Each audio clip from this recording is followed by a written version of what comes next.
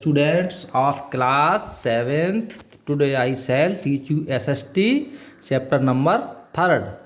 The lesson name is The Changing Face of the Earth. पृथ्वी का बदला हुआ परिदृश्य या पृथ्वी का बदला हुआ चेहरा। सबसे पहले इसकी हेडिंग देखते हैं। गेट्स द वॉल रोलिंग में देखेंगे एयर्स मूवमेंट अर्थात पृथ्वी की गतियाँ। फोल्डिंग माने मोड़ या फॉल्टिंग दरारें। अर्थक्वेक भूकंप। केस स्टडी अर्थक्वेक इन भुज में जो भूकंप आया था उसके विषय में बताना है। वॉल्केनोज ज्वालामुखी और लास्ट में हॉट स्पॉट्स ऐसे स्थान जहाँ पर ये घटनाएं ज़्यादातर होती हैं उन्हें हॉट स्पॉट बोलते हैं। ज्योग्राफिकल टर्म में देखेंगे डायनेमिक माने होता है गत्यात्मक या गतिज। कंटिन्यूसली चेंजिंग ग्रोइंग और डेवलपिंग ये प्रक्रियाएं जो है चलती रहती हैं और डेवलप होती रहती हैं। डायनेमिक जो प्रक्रियाएं होती हैं इसलिए इसको हम गतिज प्रक्रियाएं कहते हैं। मेट्रोलॉजिस्ट ये जो स्पेशलिस्ट होते हैं स्टडी करते हैं। A specialist who studies process in the earth's atmosphere that causes particular weather condition.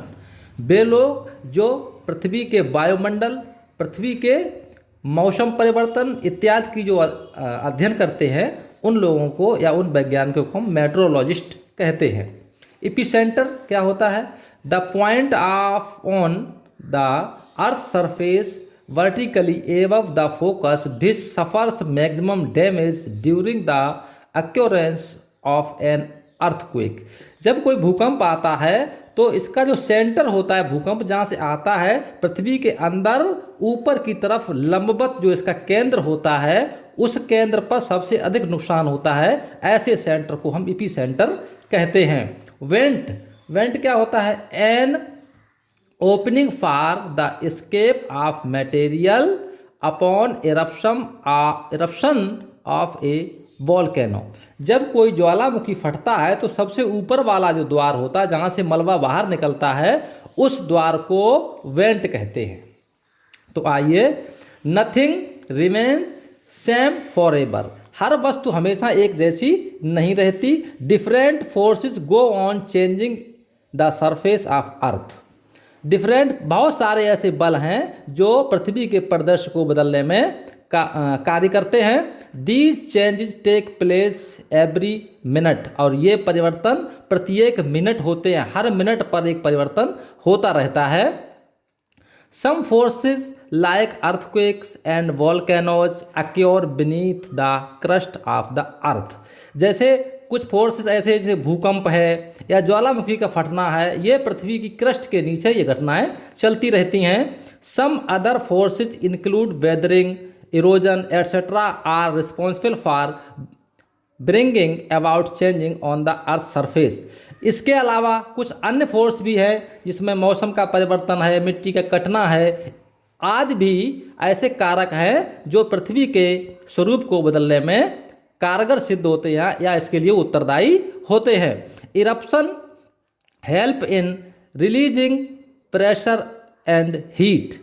जो उद्गार होते हैं वो भी सहायता करते हैं प्रेशर और हीट को रिलीज करने में, ऊष्मा और दबाव को छोड़ने में ये इरप्शन भी कहीं तक मदद करते हैं, कारगर साबित होते हैं। The forces that cause the changes are many.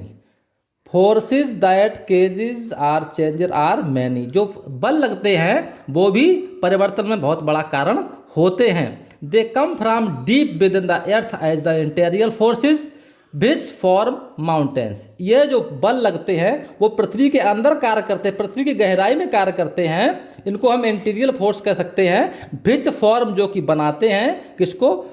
Mountains, plateaus, plains, rising and sinking of coastal plains, movement of continental blocks etcetera. पृथ्वी के अंदर जो बल कार्य करते हैं उन बलों के जो परिणाम होता है, बलों का जो परिणाम होता है उसमें पहाड़ बनते हैं, पठार बनते हैं, मैदान बनते हैं। समुद्री इलाके सिकुड़ते हैं, उठते हैं, नीचे गिरते हैं और बहुत बड़ी संख्या में कॉन्टिनेंटल जो विषुवतीय ब्लॉक हैं, विषुवतीय खंड हैं, ये समुद्र के किनारे वाले महाद्वीपों के जो ब्लॉक हैं उनका भी निर्माण होता है इन जो पृथ्वी के अंदर बल लगते हैं उनके द्वारा। The internal forces endogenic force are, जो पृथ्वी के अंदर बल कार्य करते हैं उनको एंडोजेनिक फोर्स कहते हैं। ये 3 प्रकार के बताए गए हैं। फर्स्ट अर्थ मूवमेंट, पहले तो है पृथ्वी का घूमना या पृथ्वी की गतियाँ, दूसरा है अर्थक्वेक्स मतलब भूकंप का आना, और तीसरा है वॉल्केनोज यानी ज्वालामुखी फटना। आप स्केच ऑफ वॉल्केनो देख सकते हैं, इस तरह से ज्वालामुखी फटते हैं और आग ऊपर निकलती है। और कनेक्ट टू ज्योग्राफी में देखेंगे, we can not see the endogenic movement, जो पृथ्वी के अंदर गतियां चलती रहती हैं, आंतरिक बल कार्य करते रहते, उनको हम जान नहीं सकते हैं। हैपनिंग चलते तो रहते, but can feel there impact, उनके प्रभाव को हम समझ नहीं पाते। वी कैन नॉट सी, हम उसे देख नहीं पाते लेकिन प्रभाव तो हमें झेलने ही पड़ते हैं। पृथ्वी के अंदर जो गतिविधियां हैं उनको हम जल्दी से देख नहीं सकते लेकिन उसके प्रभाव को हमें सहन करना पड़ता है। These are sudden and slow forces, ये जो बल हैं वो बहुत धीरे से काम करते हैं और अचानक कार्य करते हैं। They bring visible change on the earth surface, और जब ये कार्य कर देते हैं तो इनका किया हुआ कार्य हमें पृथ्वी पर दिखाई देता है परिवर्तन के रूप में। The other forces are external, कुछ फोर्स पृथ्वी के अंदर से कार्य करते हैं, कुछ फोर्स पृथ्वी के बाहर भी कार्य करते हैं। इसको हम एक्सटर्नल फोर्स या एक्सोजेनिक फोर्स के नाम से जानते हैं। वो फोर्स इस प्रकार हैं, सच एज, फर्स्ट पॉइंट में देखेंगे changes in the atmosphere condition, सबसे पहले हमारे जो वायुमंडलीय दशाएं हैं उसमें परिवर्तन आता है।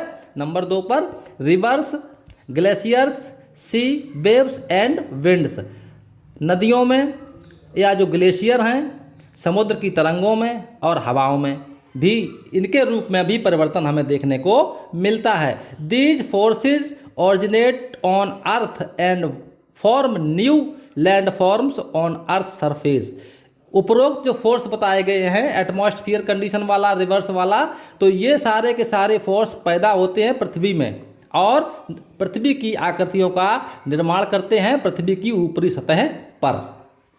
अर्थ मूवमेंट, पृथ्वी की गतियों के विषय में बताएंगे। The earth movement which bring about vast changes, पृथ्वी की गतियों से बहुत सारे परिवर्तन होते हैं जो हम देख सकते हैं। Originate from with in the अर्थ, जो पृथ्वी के अंदर से उत्पन्न होते हैं, जिनको कि हम टेक्टोनिक मूवमेंट्स कहते हैं या इसको हम विवर्तनिकी के नाम से भी जानते हैं। तो पृथ्वी के जो प्लेटें अंदर पाई जाती हैं जब वो डिस्टर्ब होती हैं उसको हम टेक्टोनिक प्लेट्स कहते हैं। उन प्लेटों के आगे पीछे होने से जो परिवर्तन आता है उसे हम टेक्टोनिक मूवमेंट कहते हैं। These movements causes differences in elevation on the surface of the earth, these movements causes, इन गतियों का कारण होता है डिफरेंसेस इन जो प्लेटों का जो बीच में डिफरेंस होता है, इनका अंतर होता है, उनका घटना या बढ़ना। यही इसी कारण से टेक्टोनिक मूवमेंट्स होते हैं on the surface of the अर्थ, जो कि पृथ्वी की ऊपरी सतह यानी सरफेस पर हमें दिखाई पड़ते हैं। These movements are of 2 types, इस गति के भी 2 प्रकार होते हैं। एक तो मूवमेंट वर्टिकल मूवमेंट होता है और दूसरा मूवमेंट हॉरिजॉन्टल मूवमेंट होता है। वर्टिकल में मूवमेंट जो होता है वो लंबवत होता है और हॉरिजॉन्टल में क्षैतिज मूवमेंट होता है या समानांतर होता है। तो वर्टिकल या लंबवत मूवमेंट को देखेंगे आप।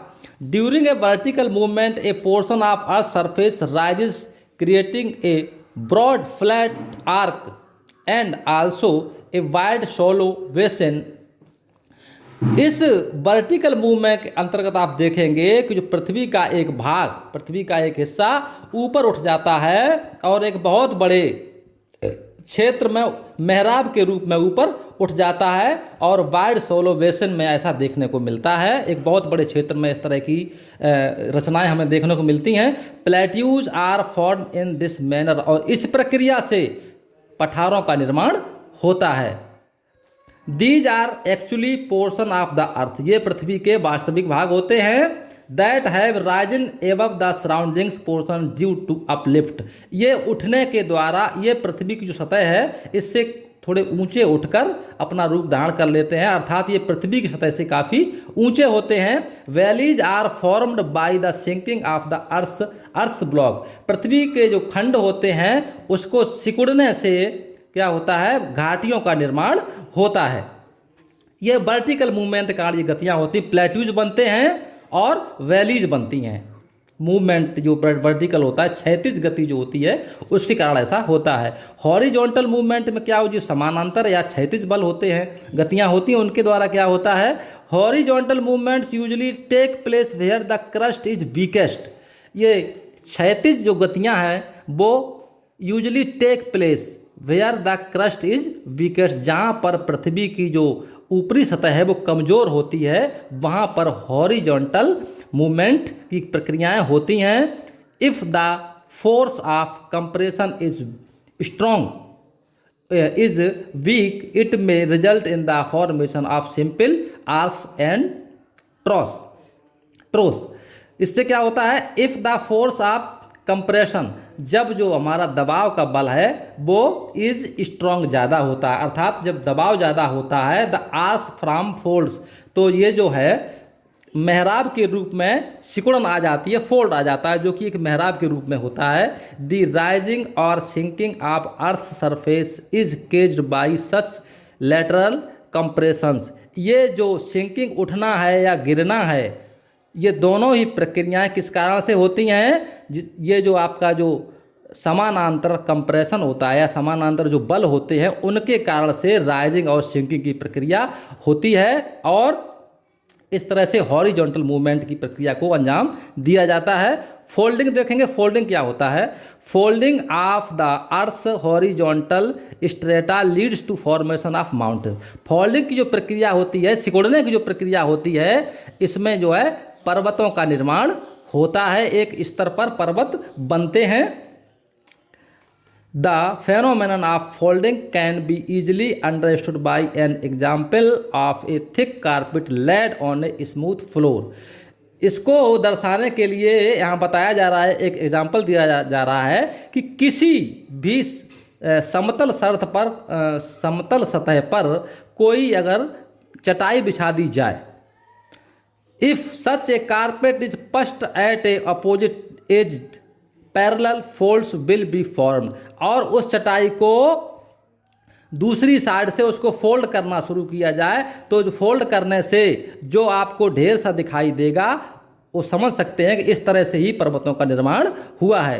The Himalayas are an example of a folded belt. Himalaya पर्वत का निर्माण भी इसी तरह से फोल्डेड बेल्ट के कारण हुआ है।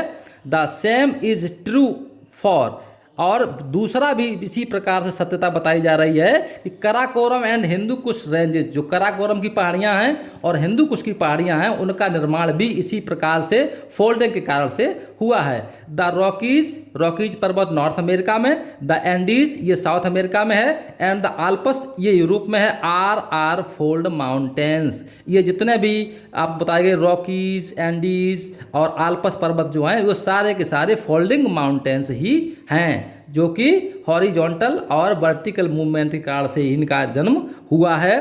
Fold mountains have a series of ranges that run parallel to the main range. Fold mountain जो है वो श्रेणी में हैं, एक चैन के रूप में हमें दिखाई पड़ते हैं, जो कि समानांतर रूप से काफ़ी दूर तक लंबे होते हैं। देयर आर हाई पिक्स, इनमें बहुत ऊंची ऊंची चोटियां होती हैं, एंड लो वैलीज, और काफ़ी गहरी या नीची घाटियां होती हैं। With in the mountain region, जहाँ पर ये माउंटेन के क्षेत्र पाए जाते हैं वहाँ पर घाटियाँ भी होती हैं और ऊंची ऊंची चोटियाँ भी पाई जाती हैं। Since the mountain ranges are steep and uneven, ये माउंटेन के जो रेंज है या जो क्षेत्र हैं वो कभी कभी तो खड़े हुए रूप में होते हैं या असमानता से पाए जाते हैं, कहीं पे खड़े हुए होते हैं, कहीं पे कम ऊंचे होते हैं, कहीं पे कम नीचे होते हैं। The reverse flowing through them are swift flowing and form rapids and waterfalls on their downwards journey। और इनसे क्या होता है, नदियां आसानी से बहती हैं। कहीं पर जहाँ पे ढलान ज़्यादा होता है नदी की स्पीड वहाँ ज़्यादा होती है, जहाँ पे ढलान कम होता है वहाँ पर नदियाँ मंद गति से बहती हैं। इस प्रकार से अपनी यात्रा को पूरा करती हैं। आपको फॉर्मेशन ऑफ फोल्ड माउंटेन के चित्र दिखाई दे रहे हैं, आप इसे देख के समझ सकते हैं। उसके बाद में फॉल्टिंग देख सकते हैं। इसका मतलब होता है किसी चीज़ का क्रैक होना या टूट जाना। Faulting is caused due to tension, ये प्रक्रिया जो है वो तनाव के कारण से होती है।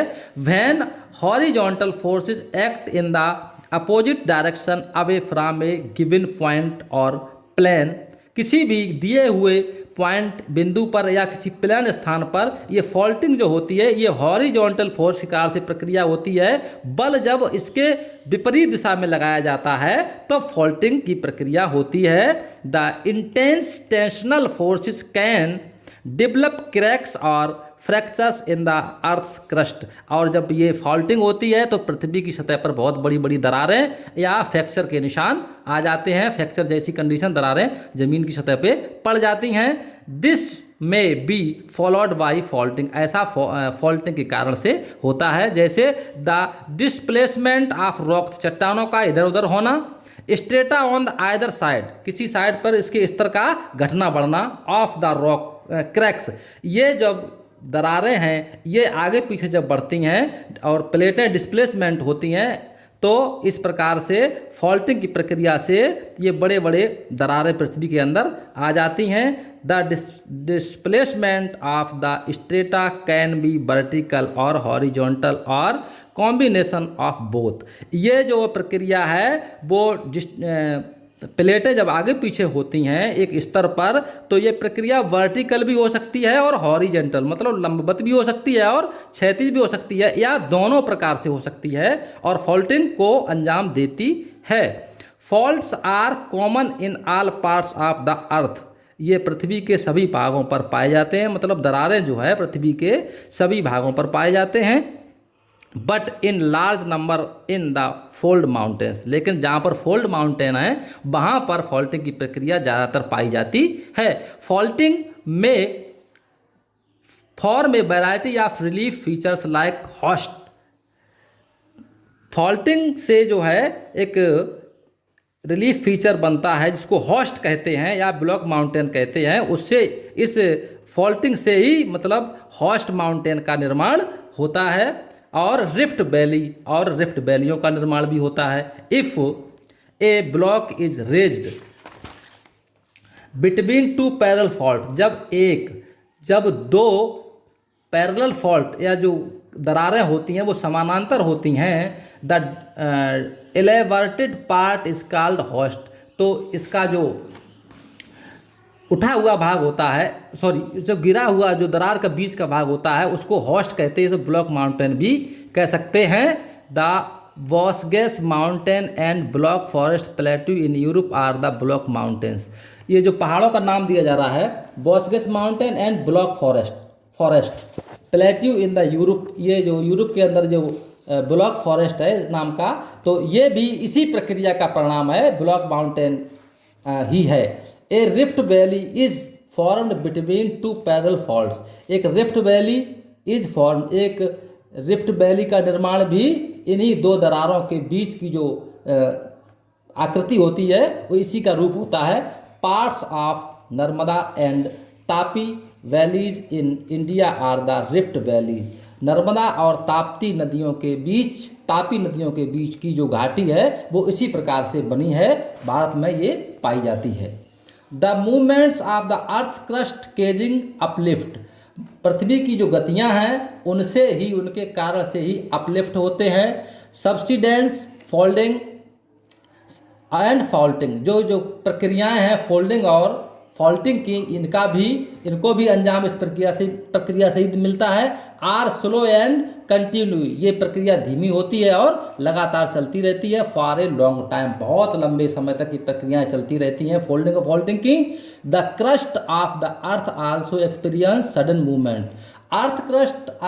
द क्रस्ट ऑफ अर्थ, जो पृथ्वी की ऊपरी सतह है, the earth also experience sudden movement, इसमें कभी कभी अचानक से मूवमेंट आ जाता है, गति आ जाती है।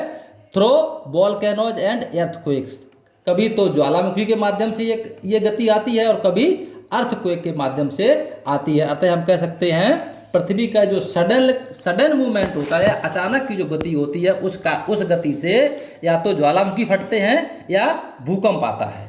तो अब भूकंप के विषय में पढ़ेंगे। अर्थक्वेक क्या होता है? व्हेन लिथोस्फियरिक प्लेट्स मूव, जब पृथ्वी की जो अंदर की प्लेटें हैं वो मूव करती हैं, गति करती हैं, the surface of earth vibrates, तो पृथ्वी की ऊपर वाली सतह जो है वो वाइब्रेट हो जाती है, हिलने लगती है। The vibration can be travel around the earth, और ये वाइब्रेशन पृथ्वी के चारों तरफ होता है। These vibration are called earthquake, और इस वाइब्रेशन को, इस गति को हम अर्थक्वेक या भूकंप कहते हैं। In other words an earthquake also known as a tremor, इस अर्थक्वेक को हम ट्रेमर भी कहते हैं। Is the result of a sudden release of energy in the earth, ये कारण किसका होता है? पृथ्वी की जो अचानक ऊष्मा बाहर निकलती है उसका ही परिणाम ये अर्थक्वेक होते हैं। The place in the crust where the movement starts is called the focus, वह स्थान जहाँ से पृथ्वी की गतियों का चलना शुरू, मतलब पृथ्वी की गति, प्लेटों की जो गतियाँ हैं वो बढ़ती हैं, वो स्थान जो है वो फोकस कहलाता है, जहाँ से भूकंप की शुरुआत होती है। कनेक्ट टू ज्योग्राफी को देखेंगे। The study of earthquake shocks and it effect is called seismology. The study of, तो भूकंप की जो जानकारी है, भूकंप के विषय का जो नॉलेज है, इस विषय को जो लोग पढ़ते हैं उस विज्ञान की शाखा को हम सीस्मोलॉजी कहते हैं। सीस्मोलॉजी के अंदर हम अर्थक्वेक के विषय में पढ़ सकते हैं। The place on the surface above the focus is called epicentre. Place on the surface above the focus, focus के ऊपर जो पॉइंट होता है भूकंप का उसे हम एपिसेंटर कहते हैं, और यहीं से भूकंप की स्टार्टिंग को माना जाता है। As the vibration travel outwards, यहीं से ही जो वाइब्रेशन होता है वो दूसरी साइड में जाता है, चलता है, फ्रॉम द एपिसेंटर से, in the form of waves. The greatest damage is usually caused to the areas closest to the epicentre, जो इलाके या जो क्षेत्र एपिसेंटर के पास में या क्लोज में आता है उन स्थानों पर बहुत ज़्यादा नुकसान होता है। This is called an earthquake, और इसे हम अर्थक्वेक या भूकंप कहते हैं। An earthquake can be measured with the help of A machine, जिस मशीन से अर्थक्वेक को नापते या भूकंप को नापते हैं उस मशीन को हम सीस्मोमीटर या सीस्मोग्राफ कहते हैं। द मैग्नीट्यूड और intensity of an earthquake is measured by the Richter scale, और इसकी जो गति होती है भूकंप की, इंटेंसिटी होती है, उसको हम मापने के लिए रिक्टर स्केल का प्रयोग करते हैं।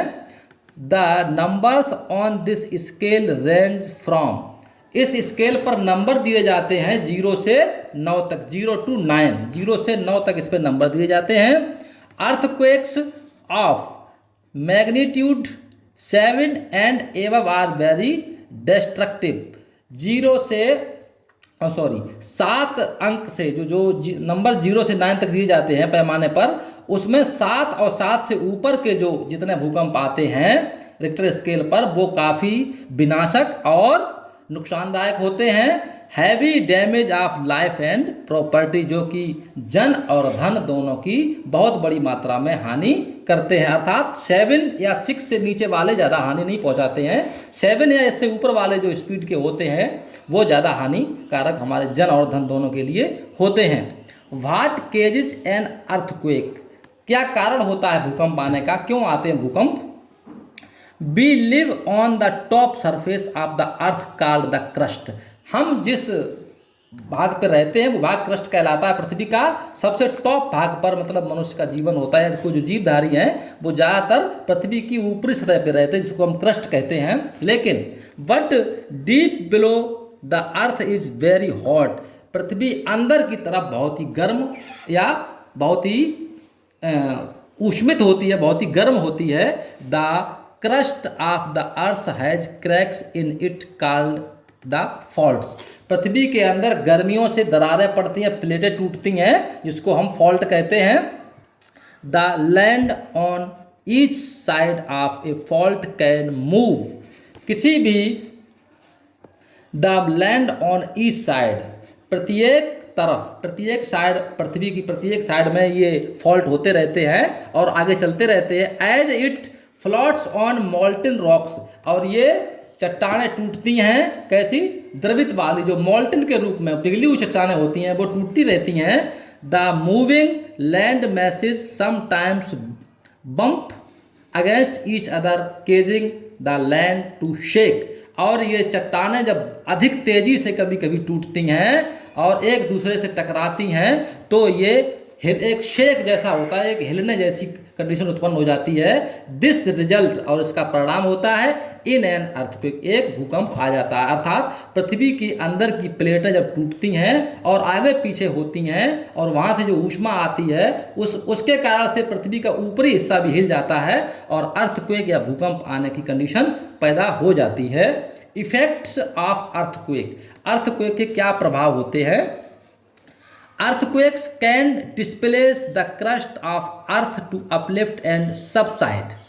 इससे क्या होता है, जब भूकंप आते हैं तो ऊपरी जो परत है पृथ्वी की क्रस्ट, तो वो अपलिफ्ट हो जाती है, ऊपर नीचे हो जाती है, और कहीं पर मकान टूटते हैं और कहीं पर जो भी चीज़ें आ जाती हैं उसकी सीध में वो सब क्रैक हो जाती हैं। They can result in landslides, पृथ्वी के अंदर बहुत बड़ी दरारें आ जाती हैं, गड्ढे हो जाते हैं। एंड एवैलेंसेस इन माउंटेन एरियाज, और जहाँ पर पहाड़ी इलाका होता है वहाँ पर जब भूकंप आता है तो वहाँ पर माउंटेन का जो इलाका है वो भी असंतुलित हो जाता है।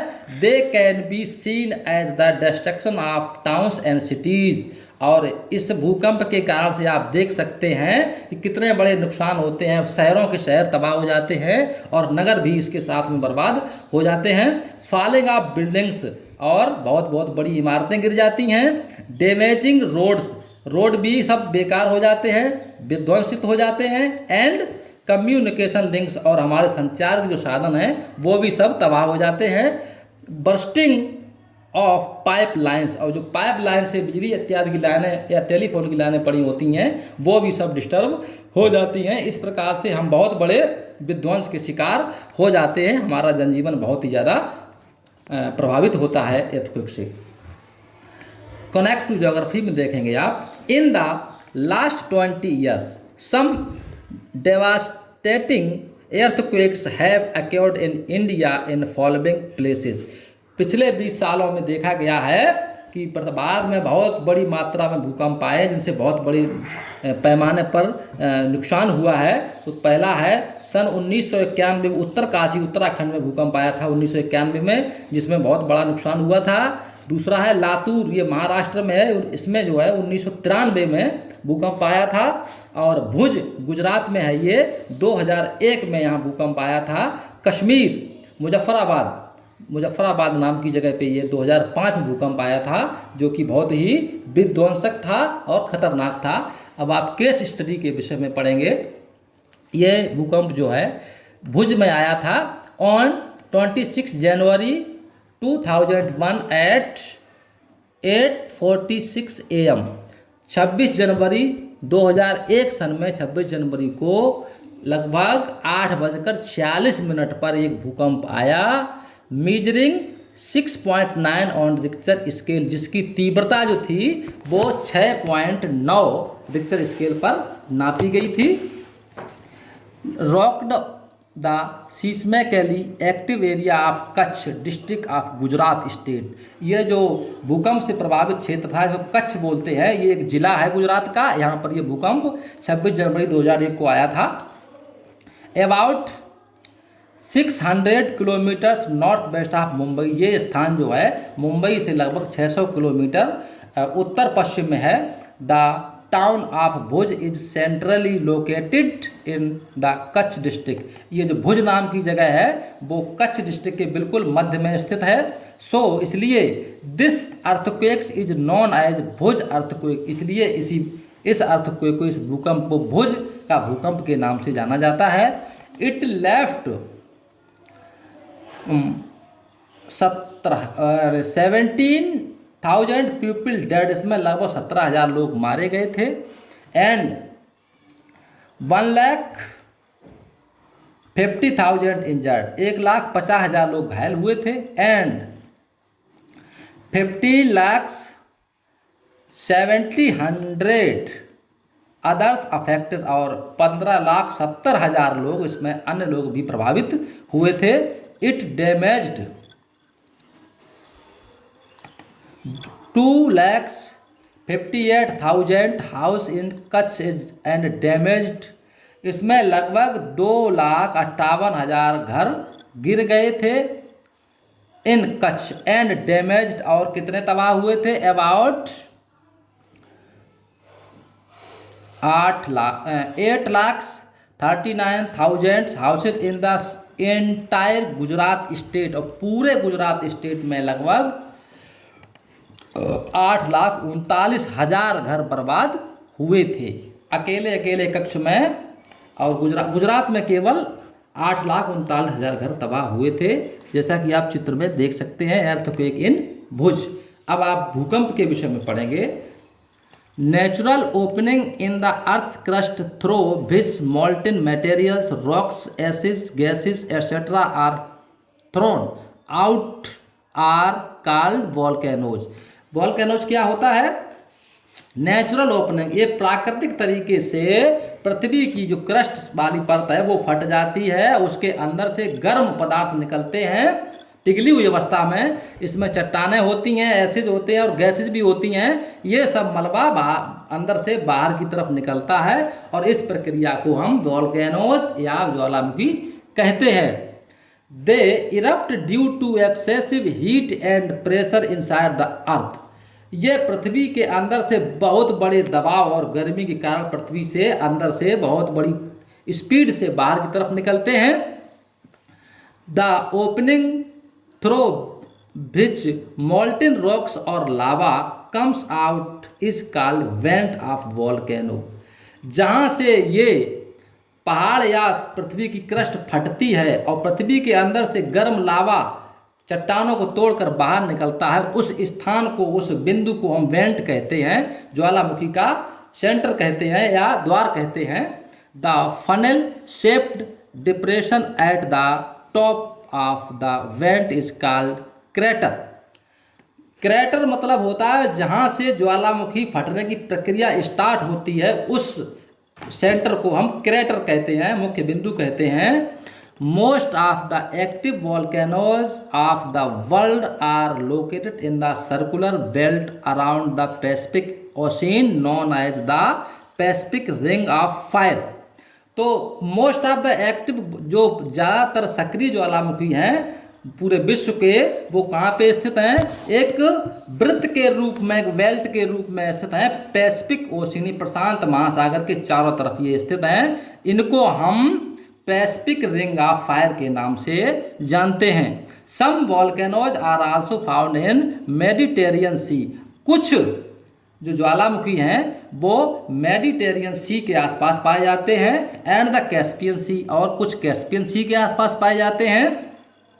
As the mid world mountain belt, जिसको कि हम मिड वर्ल्ड माउंटेन बेल्ट के नाम से जानते हैं। जैसा कि देखो आप चित्र में वॉल्केनो बना हुआ है, इस तरह से इसमें से अंदर से आग जैसी निकलती है, इसीलिए इसे ज्वालामुखी कहा जाता है इसको। वॉल्केनोज एंड लैंड फॉर्म्स, ज्वालामुखी और भूमि की आकृतियाँ। Deposition and cooling of lava around the opening led to the formation of volcanic cones और हिल्स।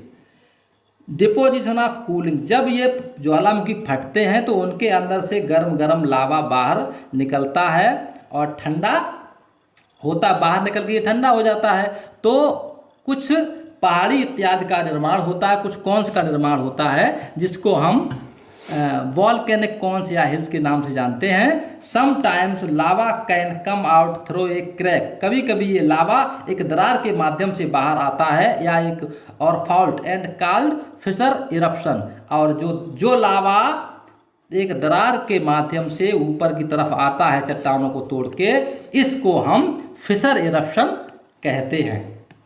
कनेक्ट टू ज्योग्राफी को देखेंगे।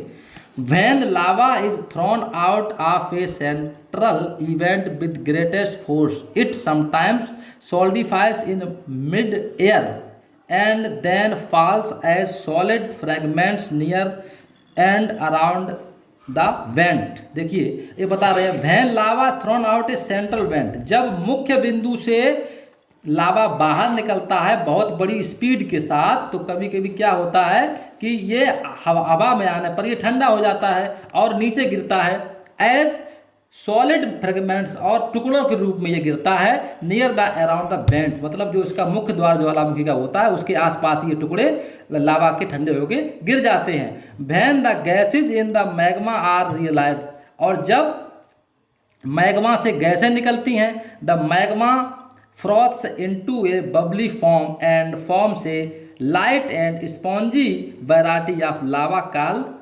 Pumice. When the gases of magma are realise, जब magma से गैसें निकलती हैं, the magma froths into a bubbly form, और magma जो है वो एक चुलबुली अवस्था में जम जाता है एक प्रकाश के रूप में, और वो जो है एक मुलायम स्पंज के तरह से जम जाता है, और इस आकृति को हम प्यूमिक कहते हैं। Lava ejected by volcanoes can be thick और थिन इन नेचर। ये जो लावा अंदर से निकलता है ज्वालामुखी से, तो ये कहीं कहीं पर पतली अवस्था में होता है और कहीं पर थोड़ा मोटी अवस्था में पाया जाता है, मतलब अधिक जम जाता है, मोटा। If the lava is thick and larger in quantity, lava जब मोटा होता है और मात्रा में अधिक होता है, देन तब क्या होता है, a high and steep sided volcanoes with small bases are form. तो जो ज्वालामुखी की साइड में होते हैं वो वहाँ पर कुछ बड़े बड़े और कुछ छोटे छोटे आकृतियाँ बन जाती हैं। If the lava is thin, यदि लावा पतला है तो then volcanic cones is shorter in height with the border base, और जो आकृतियाँ बनती हैं वो थोड़ी हाइट में कम होती हैं या छोटी होती हैं, उनका बेस कम होता है या आधार कम होता है उनका। Such volcanoes are common in Hawaii island, इस प्रकार के जो वॉल्केनोज हैं वो हवाई आइलैंड, हवाई द्वीपों में पाए जाते हैं।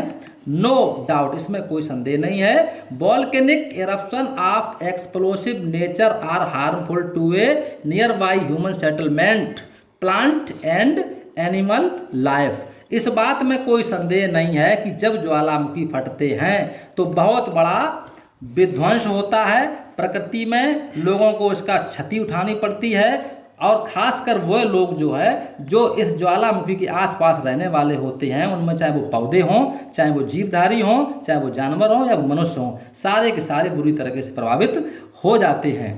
टाइप्स ऑफ वॉल्केनोज, ज्वालामुखी कितने प्रकार के होते हैं, तो इसमें आपके 3 प्रकार के ज्वालामुखी बताए गए हैं। पहला है एक्टिव वॉल्केनोज या सक्रिय ज्वालामुखी।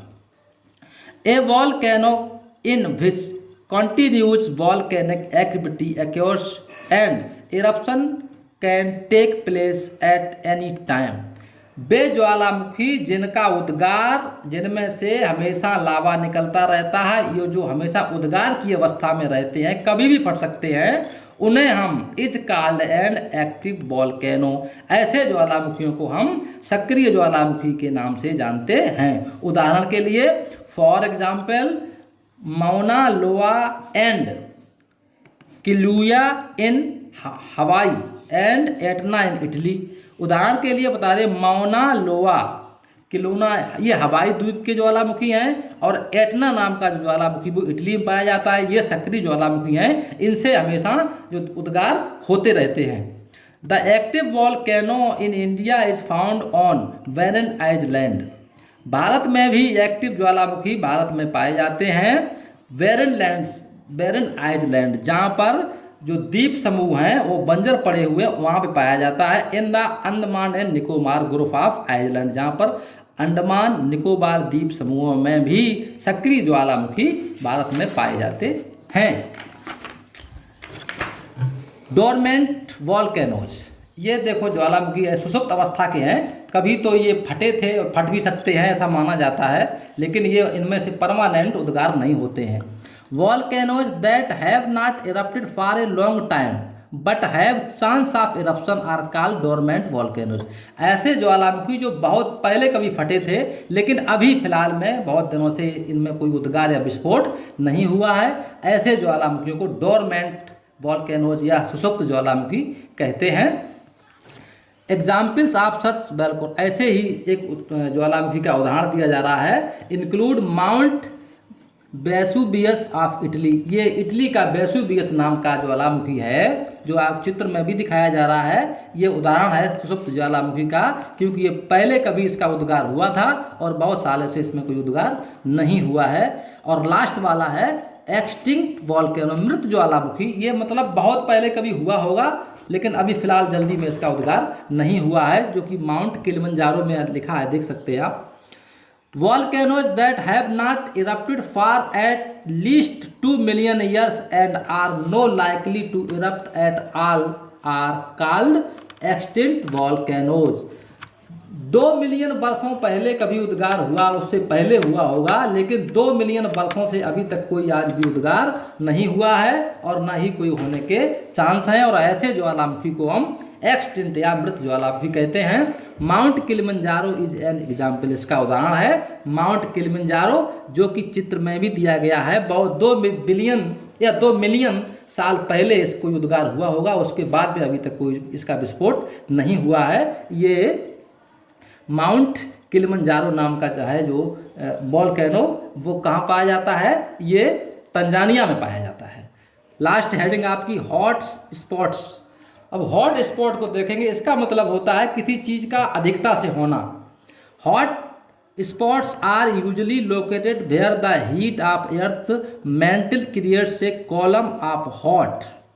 हॉट स्पॉट सामान्य तरीके से वहाँ पर दिखाई पड़ते हैं जहाँ पर पृथ्वी की गर्मी mental creates a column, mental के जो परत होती है पृथ्वी की, वहाँ पर जो गर्मी है वो एक कॉलम या स्तंभ के रूप में होती है, एक गर्म खंबे के रूप में होती है। मॉल्टन material that rises until is reaches the crust, और जो पिघला हुआ पदार्थ मॉल्टन मटेरियल है वो राइजेस पहुँचता है, ऊपर उठता है, until it reaches the crust, और क्रस्ट तक नहीं पहुँच पाता है। The temperature melts the rock, temperature के द्वारा चट्टानें पिघल जाती हैं। इन द क्रस्ट, क्रस्ट में फॉर्मिंग पाइप, और एक पाइप का रूप धारण कर लेती हैं, पाइप बनाती हैं। Through which magma can be release to the surface, और इस पाइप के माध्यम से मैग्मा पृथ्वी की सरफेस पर आ जाता है। The Hawaiian island have many such volcanoes, और हवाई द्वीपों में इस प्रकार के बहुत सारे ज्वालामुखी पाए जाते हैं। हॉट स्पॉट को दिखाया जा रहा है कि एक स्तंभ की भांति में धुआं ऊपर लावा के रूप में निकलता है। तो आपका ये हॉट स्पॉट हो गया, ज्वालामुखी, वोल्केनो और अर्थक्वेक भी हो गए। आपका लेसन ये यहाँ पे समाप्त होता है। इसको आप रिवाइज करेंगे और किसी भी प्रॉब्लम के लिए आप कमेंट में लिखेंगे। Thank you, all the